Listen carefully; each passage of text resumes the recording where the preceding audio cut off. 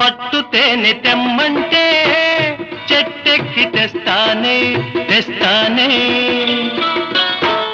మిన్నాగు మణినైనా పుట్టలోంచి తీస్తానే తీస్తానే.